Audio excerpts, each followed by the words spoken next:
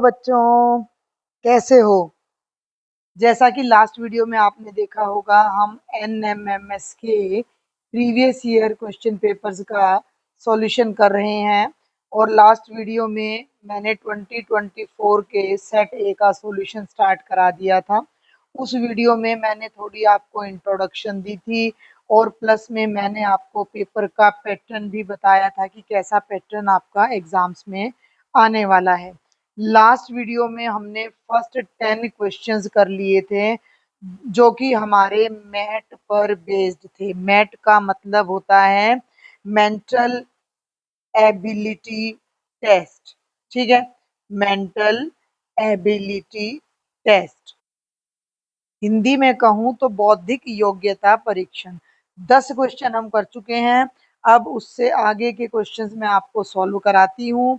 पिछली वीडियो को आप सभी बच्चों ने काफ़ी मतलब अच्छे से देखा है, काफ़ी अच्छे व्यूज़ आए हैं, लेकिन मुझे लगता है कि बहुत से बच्चों ने अभी तक भी चैनल को सब्सक्राइब नहीं किया है।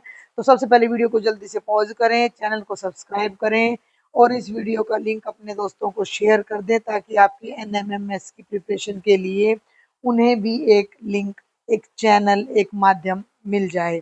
ठीक है, चलिए अब हम चलते हैं क्वेश्चन नंबर 11 पर। थोड़ा ध्यान से समझना है, लॉजिक लगाना है, रट्टा लगाने से ये चीजें नहीं आएंगी।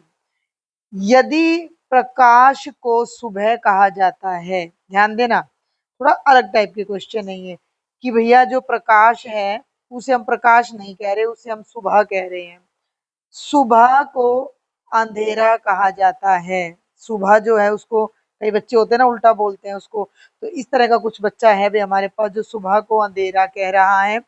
अंधेरे को रात कहा जाता है और रात को धूप कहा जाता है और धूप को शाम कहा जाता है। तो हम कब सोते हैं? इफ, ध्यान से देखेंगे, इंग्लिश में भी बता दूं मैं। If light is called morning, morning is called dark, dark is called night, night is called sunshine and sunshine is called dusk, when do we sleep? अब एक बात का आपने ध्यान रखना है, इस क्वेश्चन का जब आप आंसर दोगे तो देखो, पहले तो हम अपनी मेन बात पे आ जाते हैं कि हम कब सोते हैं। तो हम सभी रात को सोते हैं, व्हेन डू वी स्लीप, तो हम नाइट में सोते हैं। तो नाइट को क्या कहा जा रहा है, जस्ट बस उसी को देखना है। सुनना मेरी बात को भाई, वैसे तो ये बहुत आगे चला जाएगा। फिर रात को धूप कह रहे हैं, धूप को शाम कह रहे हैं, तो कई बच्चे शाम को आंसर दे देंगे। नहीं, हम तो रात को सोते हैं, तो रात को धूप कहा जा रहा है। सेम या इंग्लिश मीडियम में अगर हम बात करें, जो नाइट है, नाइट को सनशाइन कहा जा रहा है। तो हम कब सो रहे हैं? हम नाइट को सो रहे हैं और नाइट को बोला जा रहा है सनशाइन, यानी रात को बोला जा रहा है धूप। तो हमारा आंसर धूप या सनशाइन हो जाएगा, ऑप्शन नंबर 4। आई मेरी बात समझ में? बहुत आगे तक नहीं जाना है, ये नहीं देखना है कि भाई धूप को अब हम शाम कह रहे हैं, नहीं, धूप को चाहे कुछ भी कह रहे हैं, बस रात को जो कह रहे हैं उस पर फोकस करना है। ये लॉजिक ध्यान रखोगे तो इस तरह के और भी क्वेश्चंस आप कर पाओगे। आगे चलते हैं, क्वेश्चन नंबर 12 पर आ जाते हैं। एक व्यक्ति 40 मीटर पूर्व की ओर चला, दाएं मुड़कर 30 मीटर चला, फिर दाएं मुड़कर 30 मीटर चला और फिर दाएं मुड़कर 30 मीटर चला। अब वह प्रारंभिक स्थान से कितनी दूरी पर है? इंग्लिश में देखते हैं। Person walked 40 metre east, turn right, walked 30 metre, turn right, walked 30 metre, turn right, walked 30 metre. How far is he now from the starting point? मतलब हर बार बिल्कुल सिंपल है, राइट मुड़ रहा है 30 मीटर चल रहा है, राइट मुड़ रहा है 30 मीटर चल रहा है। इसके लिए आपने क्या करना है, अपना एक ऐसे सिस्टम बना लेना डायरेक्शंस का। पेंसिल आपके पास होगी, रफ पेज आपके पास होगा, और ये हमारा सेंटर है, तो ईस्ट, वेस्ट, नॉर्थ और साउथ। आप इंडियन मैप की तरह ले सकते हो। जब भी हम इंडिया का मैप लेते हैं तो ऊपर ये नॉर्थ आ जाता है, इधर साउथ आ जाता है, इधर ईस्ट आ जाता है और इधर वेस्ट आ जाता है। ईस्ट की तरफ अगर आप मुंह करके खड़े होते हो तो आपके लेफ्ट हैंड पे नॉर्थ यानी उत्तर होता है।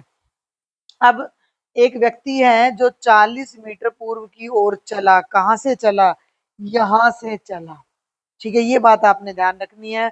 और पूर्व यानी ईस्ट की तरफ जा रहा है, तो वो बंदा यहाँ तक आ गया मान लीजिए, और ये डिस्टेंस उसने कवर कर ली 40 मीटर, और अब वो राइट में मुड़ रहा है। तो ये बात अब देखना है कि राइट किधर है। अगर कोई पर्सन इस तरफ मुंह करके चल रहा है तो ये उसका लेफ्ट हैंड होगा और ये उसका राइट हैंड होगा। समझ में आ रही है मेरी बात? भाई अगर आपका फेस इधर है, अगर आप ईस्ट फेसिंग हो तो आपके लेफ्ट में तो नॉर्थ होता है और आपके राइट में साउथ होता है। क्लियर हो रही है बात? और वो बंदा राइट में मुड़ रहा है, यानी कि वो इस तरफ मुड़ेगा 30 मीटर। क्लियर है? बनाऊं मैं इसका डायग्राम? तो हम इधर, हम क्या, वो जो भी बंदा है या मैं ही हूं, तो इधर आकर 30 मीटर मुड़ गए और ये फेस है। अब आप इमेजिन करो अपने आप को, 2 मिनट के लिए फोन को आप, 1 सेकंड के लिए, 2 मिनट तो ज्यादा हो जाएगा, पोज करो और आप इमेजिन करो कि इस तरफ आपका फेस है, तो ये आपकी लेफ्ट साइड है और ये आपकी राइट साइड है। तो अब वो बंदा फिर से, ये लेफ्ट है और ये राइट है, तो वो बंदा फिर से राइट साइड मुड़ जाता है। कितना मुड़ जाता है? 30 मीटर। क्लियर हो रहा है? अब इधर फेस है, इधर फेस है तो फिर से वही लेफ्ट, वही राइट, फिर से वो राइट साइड मुड़ जाता है 30 मीटर।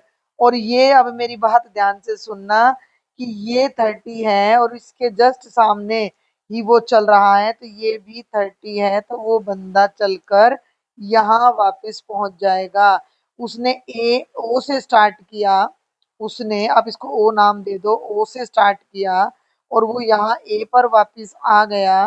तो थोड़ा सा अगर आप ध्यान दें, थोड़ा सा अगर आप ध्यान दें, तो ये पूरी डिस्टेंस आपकी 40 थी और ये 30 है, तो 30 के सामने ये 30 हो गया, तो ये डिस्टेंस कितनी बची? 10 मीटर। Got it? समझ आ रही मेरी बात?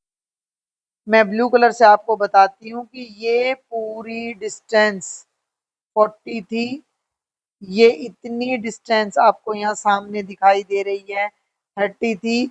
बंदा वापस चल के ए पे पहुंचा है, तो इनिशियल पॉइंट से how far is he now from starting point, प्रारंभिक स्थान से दूरी बतानी है, तो वो कितनी हो गई? 10 मीटर हो गई। तो option 2 is the correct answer. मैं आपको सारे आंसर भी बता सकती हूँ, लेकिन फिर इससे आपको लॉजिक समझ में नहीं आएगा। ठीक है, 13th पर चलते हैं। ये साफ कह रहा है 13th और 13th से लेकर 17 तक। नीचे दी गई प्रत्येक आकृति में एक निश्चित क्रम अनुसार कुछ संख्याएं लिखी गई है, एक संख्या लुप्त है यानी गायब है, उसके स्थान पर क्वेश्चन मार्क है, तो वहां क्या आएगा? ठीक है। इन each of the following figures numbers are written according to some patterns. One number is missing. Find the missing number that is replaced by question mark. जितने भी फिगर हैं इनमें क्वेश्चन मार्क की जगह क्या आएगा वो आपने बताना है। तो दोनों मीडियम वाले बच्चों को कोई दिक्कत नहीं होनी चाहिए, चाहे मैं कैसे भी, किसी भी तरीके से आपको करा रही हूँ। तो देखो जरा, थोड़ा सा अब हमें ध्यान देना पड़ेगा कि या तो ये नंबर्स आप इस तरीके से देखो, है ना, और या फिर इस तरीके से देखो। अगर हम इस तरीके से देखते हैं नीचे से, तो 27, 144, 68, कम था, ज्यादा था, कम था, इनका कोई लिंक नहीं बन रहा। ज्यादा था, कम था, ज्यादा था तो शायद आंसर तो 54 से कम आएगा, वैसे भी आंसर 54 से कम ही दे रखा है। हम इस तरीके से चलते हैं, यहाँ लॉजिक बन नहीं रहा, क्योंकि 144 का आधा करूंगी तो भी 68 नहीं आ रहा, 27 की टेबल में 144 नहीं आ रहा। इधर चलते हैं, 13, मतलब देखो मैं तो डायरेक्ट आंसर भी बता दूंगी, लेकिन थोड़ा सा आप सोचना भी। 13 और 7 20, देखो लॉजिक लगाओ, 13 और 7 हो गया 20, और 20 में 7 जोड़ दो, 27 आ गया। 54 और 45 हो गया 99, 99 में क्या जोड़े कि 144 आ जाए? ये तो 45 जोड़ना पड़ रहा है, पैटर्न कुछ बना नहीं, यहाँ 7 जोड़ रहे हैं, यहाँ 45 जोड़ रहे हैं। थोड़ा सा और ध्यान दें, थोड़ा सा और ध्यान दें। 13 जमा 7, और फिर मैंने एक बार और 7 जोड़ा, तो ये तो 27 बन गया। देखो 13, 7 और 7 को दोबारा जोड़ा, तो 13 और 7 20 और 7 27 आ गया।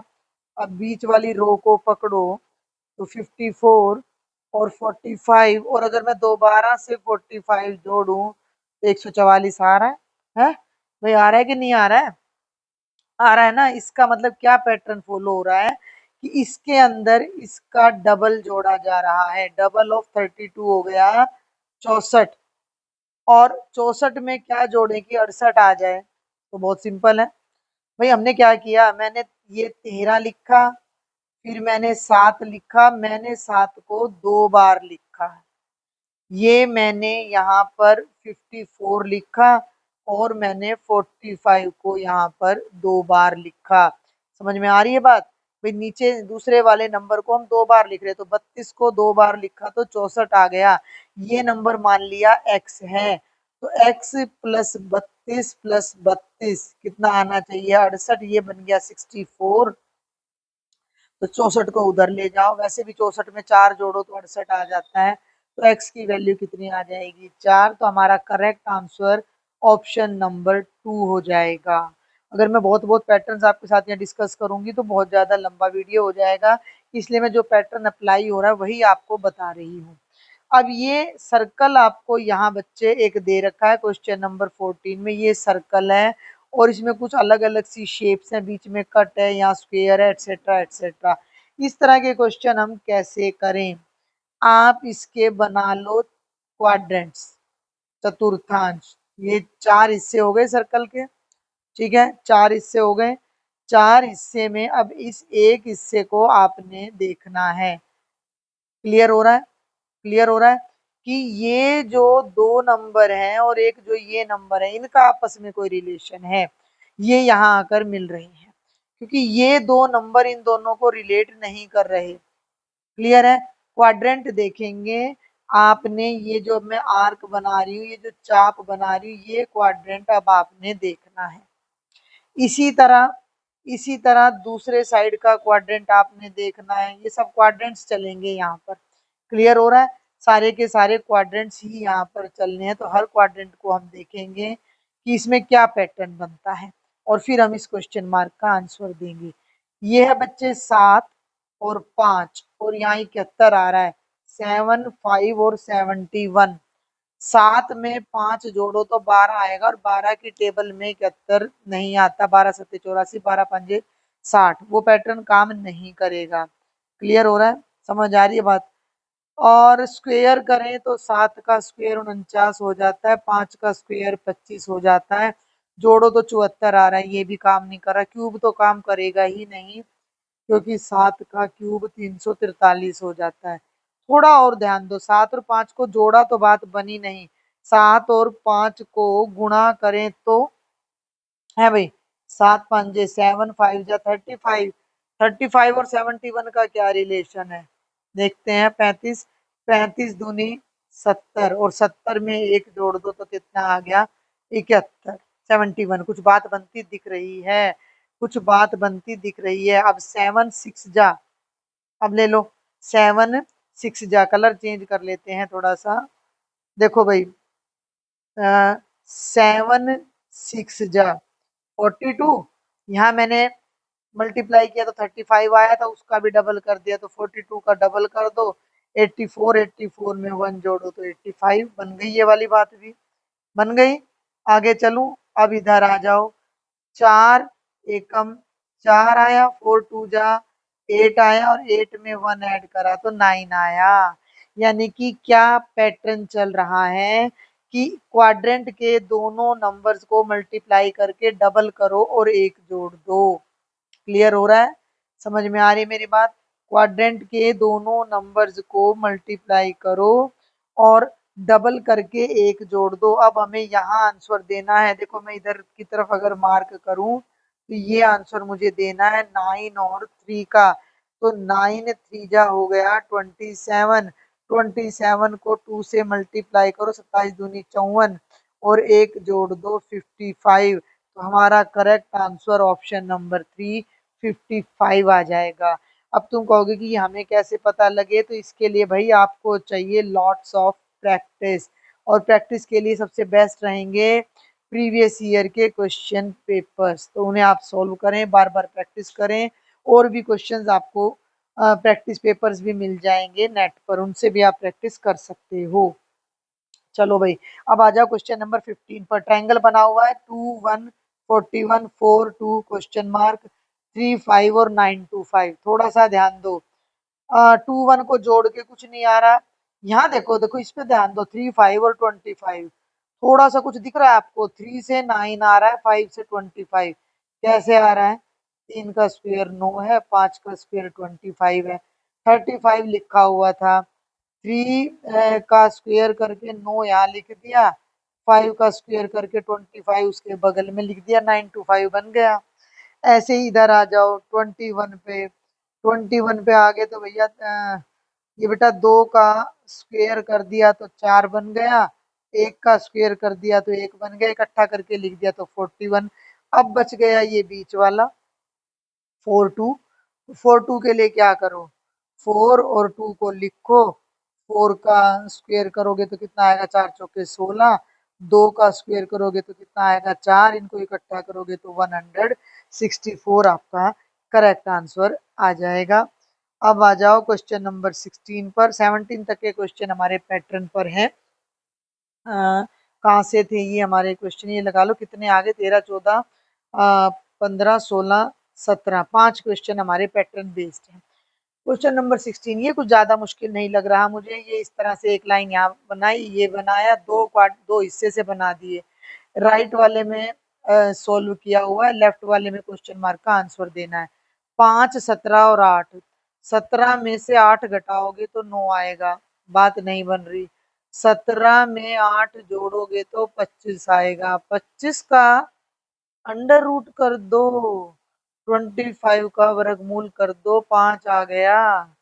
ऐसा ही कुछ इधर भी है लेफ्ट साइड में, बात को समझना। ये 5 है और इन दोनों का देखो, ये तो 5 है, ठीक है, और इन दोनों का सम आ रहा है 25, तो 5 का स्क्वायर 25।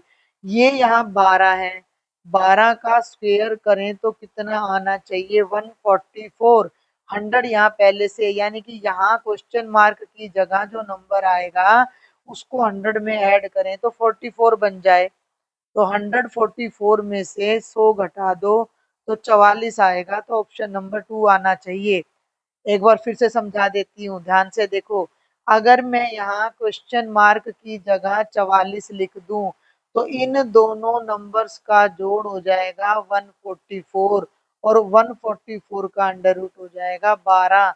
और यही पैटर्न यहाँ लगाया है कि भाई 17 का और 8 का सम आया था 25, और 25 का अंडर रूट किया तो 5 आया, यानी इन दोनों का सम और इसका स्क्वायर बराबर आ रहा है। क्वेश्चन नंबर 17, इसमें आपको दिया गया है 2 देन 9 28 65 126 2 9 28 65 126।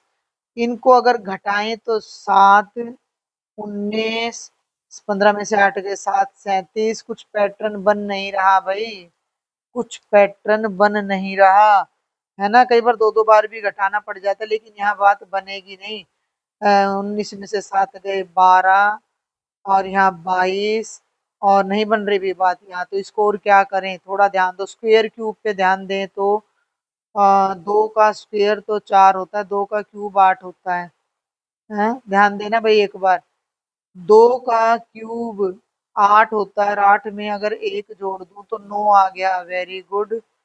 और 9 का क्यूब नहीं बनेगी बात, थोड़ा और ध्यान दो, थोड़ा और ध्यान दो। देखो ये जो 2 है, अगर मैं 1 का घन करके उसमें 1 जोड़ दूं तो 1 जमा 1 2 आ जाएगा। 9 है, 2 का क्यूब करके 2 का घन कर दूं 8, और 8 में 1 जोड़ दूं तो 9 आ गया। ये पहला नंबर था, ये दूसरा, तीसरा नंबर है ये।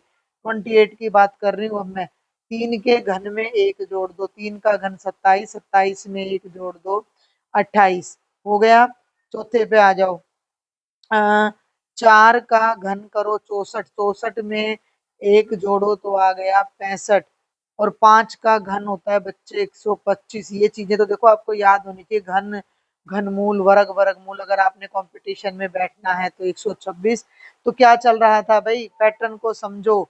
1 का, 2 का, 3 का, 4 का, 5 का, तो यहाँ 6 के घन में 1 जोड़ेंगे तो जो हमारा आंसर आएगा वो 6 के घन में 1 जोड़कर आएगा। 6 का घन होता है 216, 6 क्यूब इज 216 और उसमें 1 ऐड करोगे तो 217। तो यहाँ का उत्तर 217 आएगा जो कि ऑप्शन नंबर 4 है। समझ आ गया? क्लियर हुआ? अब जल्दी से चलते हैं 18 से 20 तक।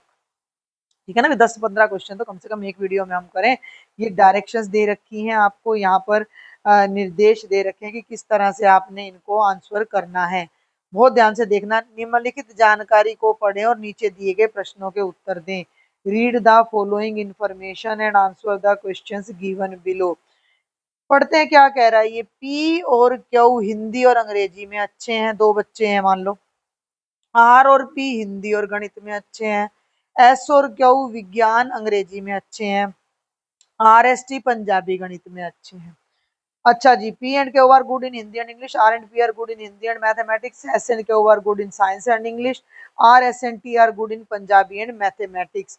और अब ये आपको कुछ आगे आंसर क्वेश्चन दिए गए जिनका आपने आंसर देना है कि हिंदी विज्ञान और अंग्रेजी में कौन अच्छा है। इस तरह के क्वेश्चंस को करने का तरीका क्या है? टेबल बना लो। हमारे पास इस तरह की बच्चे हम एक टेबल बनाएंगे। ठीक है? ऐसे और ऐसे। एक तरफ हम सब्जेक्ट्स लिखेंगे, एक तरफ बच्चों के नाम लिख देंगे, है ना? पी, क्यू, आर और एस और टी, 5 बच्चे हैं। सब्जेक्ट देख लो भाई, हिंदी है तो एच लिख दिया, अंग्रेजी का इंग्लिश ई लिख दिया, गणित का मैथ्स लिख दिया, विज्ञान। ये मैं आपको समझा रही हूँ तो इतना टाइम लग रहा है।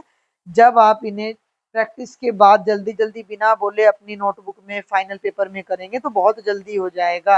हिंदी आ गई, इंग्लिश आ गई, मैथ्स आ गया, साइंस आ गई। इंग्लिश पहले ही आ चुकी है, पंजाबी आ गई। 5 ही सब्जेक्ट्स हैं और 5 ही बच्चे हैं। इसको आप इनको बल्कि बॉक्सेज में बना लेना। बॉक्स बना लेंगे तो और भी अच्छा रहेगा। ठीक है, ये मैं फटाफट से आपके लिए यहाँ बॉक्स बना देती हूँ। और जो जो जिसमें अच्छे हैं ना उनको हम टिक कर देंगे, उनको हम टिक कर देंगे। ठीक है, और ये बॉक्स यहाँ इसका बना ही हुआ है। क्लियर? अब देखो जरा जल्दी से, और बाकी बॉक्स नहीं बनाते हैं। पी और क्यू हिंदी और अंग्रेजी में अच्छे हैं तो पहले भाई पी को पकड़ो। पी हिंदी में अच्छा है और इंग्लिश में अच्छा है, टिक लगा दो। आप ऐसे भी कर सकते हो कि यहाँ पर आप पी लिख सकते हो। समझ में आ रही मेरी बात? नहीं तो ये टिक वाला तरीका भी अच्छा है। और क्यू भी हिंदी में अच्छा है और इंग्लिश में। P and Q are good in Hindi and English. R and P are good in Hindi and mathematics. R को पकड़ो। आर हिंदी में अच्छा है और मैथ्स में अच्छा है तो आर हिंदी में अच्छा है तो आर के लिए हिंदी के आगे टिक लगा दिया। आर मैथ्स में अच्छा है, मैथ्स के आगे टिक लगा दिया। पी हिंदी में अच्छा है तो पी की तो हिंदी के आगे टिक ऑलरेडी लगा पड़ा है, मैंने डबल टिक लगा दिया। और मैथ्स में अच्छा है तो पी के आगे मैथ्स पर भी टिक लगा दिया। अब आ जाओ एस और क्यू विज्ञान और अंग्रेजी में अच्छे। पहले एस को पकड़ो। एस साइंस में और इंग्लिश में अच्छा है, ये एस है तो साइंस। देखो जो जिसमें अच्छा नहीं दे रखा ना वो हटा दो। एस इसमें अच्छा नहीं दे रखा लेकिन एस को इंग्लिश में अच्छा दे रखा है, मैथ्स में अच्छा नहीं दे रखा, साइंस में अच्छा दे रखा है। और अभी आगे देखेंगे कोई ठीक भी करना पड़ सकता है। अब बात करते हैं क्यू की। दोबारा से आ गया क्यू साइंस में अच्छा है तो ये क्यू है। तो ये देखो क्यू साइंस में अच्छा है और अंग्रेजी में, तो अंग्रेजी में मैंने पहले टिक लगा रखा है। और अब लास्ट आ जाओ कि आर को पकड़ो। पहले तो आर पंजाबी और गणित में अच्छा है तो ये आर है। पंजाबी कहाँ है? ये रही। गणित में पहले ही टिक लगा रखा है। अब एस पे आ जाओ। एस पंजाबी और गणित में अच्छा है तो बच्चे ये एस रहा। ये पंजाबी रही और ये गणित में हमने एस को हटा दिया था तो यहाँ गणित पे भी इसको टिक कर देते हैं। और अब आ जाओ टी पर।